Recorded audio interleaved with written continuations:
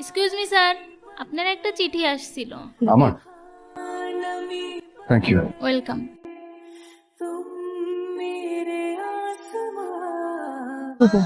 তুমি জানো সবাই আমাকে সবচেয়ে বেশি কোন কথাটা বলেছে? আমি একটা লক্ষ্মী মেয়ে। লক্ষ্মী মেয়েরা মায়েদের কথা শোনে, তারা কখনো প্রশ্ন করে না, করে না, অবাধ্য হয় না, জীবন চলে সরল রেখায়। আমার এতে বিশেষ অসুবিধা হয়নি। কোনো কিছু না ভেবেই তোমার দিকে পা বাড়ালাম।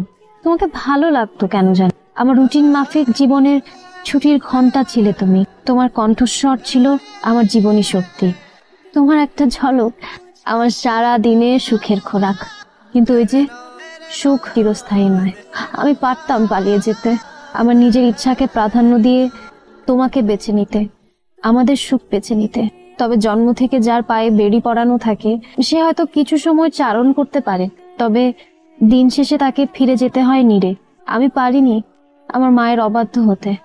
হয়তো একদিন সব সয়ে যাবে আর তুমিও ভুলে যাবে সময়ের দাবিতে। শুধু থেকে থেকে বুকটা হু হু করে উঠবে। তখনই ভীতু লক্ষ্মী মেয়েকে ক্ষমা করে দিও যদি পারো। আশা করি সারা জীবন সুখে থাকবে। ধন্যবাদ আমাকে জীবনের সবচেয়ে সুন্দর সময়টা উপহার দেওয়ার জন্য।